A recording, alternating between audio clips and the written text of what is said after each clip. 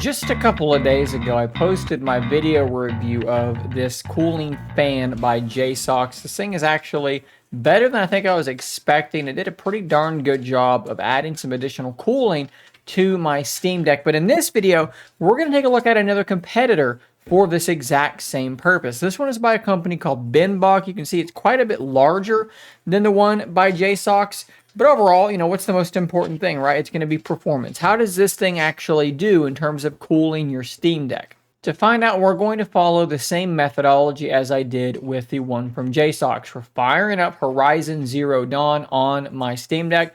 We're going to let it sit for a while until the temperatures hit a saturated level where they're pretty much holding steady.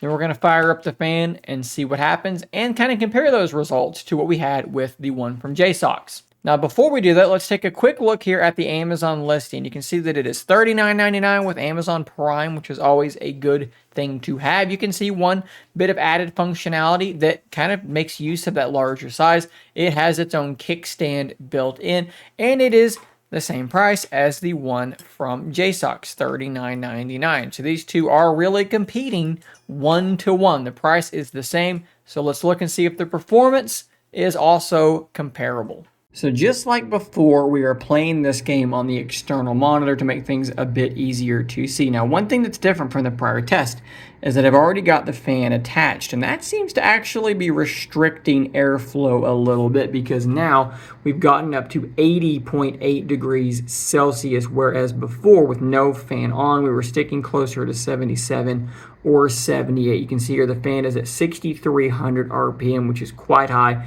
And you can see the other numbers there, which I don't think are going to change. So now what we're going to do is we're going to fire this fan up full speed and see what happens to these temperatures. Just like with the JSAUX fan, it is definitely a lot louder. You can feel a lot of air coming out of there. And if we look at the temperatures, it is already beginning to drop. We're going to pause here and let's pick things up here in a couple of minutes when things have evened back out.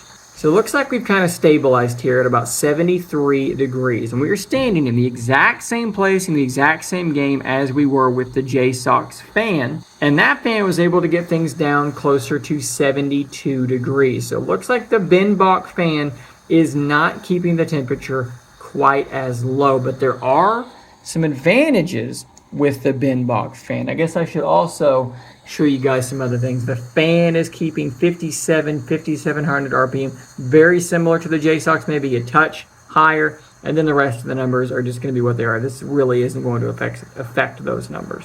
So as you can see there, the fan from BINBOK did pretty well, but not quite as well as the fan from JSAUX. I do want to point out earlier in the video, I mentioned that having the fan attached but not running caused the temperatures to run about 2 or 3 degrees warmer than with nothing on. It was basically restricting the airflow. That is going to happen.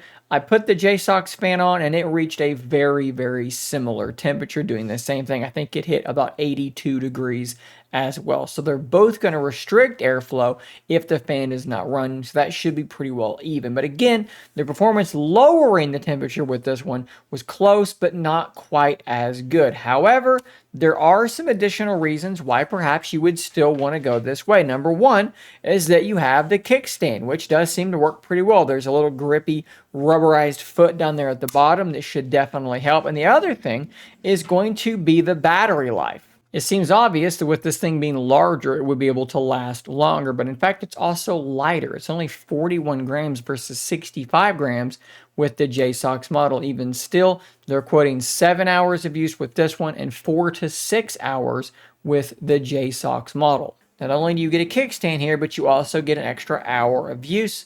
Whereas with the JSAUX version, it is smaller, it is kind of detachable like you saw in the prior video where you can leave sort of the mounting bracket there but take the bulk of the fan off, and it's going to cool just a little bit better. I think, honestly, they're fairly balanced in that way. They kind of both give and take a little bit, and they wind up being a very, very similarly easy to recommend product. If you're wanting to keep your Steam Deck just a little bit cooler, I think both are going to do a pretty good job. But again, like I said, if you want that kickstand, if you want the added battery life, they both charge with USB-C, I should mention.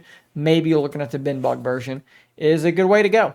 I should also mention that unlike the JSAUX fan, which actually has this little mount that attaches with a little clasp up top, but then also adhesive on the back, this fan from BINBOK basically just grabs onto the top, grabs onto the bottom, and locks itself in place. That way, pretty easy to take off and put back on, but it's a different mechanism than what you have with the JSAUX fan. Big shout out to BINBOK for sending this fan over for me to test. I will drop an affiliate link in the description down below to both fans, as well as my full video on the JSAUX fan in case you want to check that out as well. Using those affiliate links obviously do help support the channel. So thanks for clicking that and buying the stuff that you do indeed end up buying, guys. I will see you on the next one. Subscribe for more content just like this. And until next time, stay nerdy, my friends.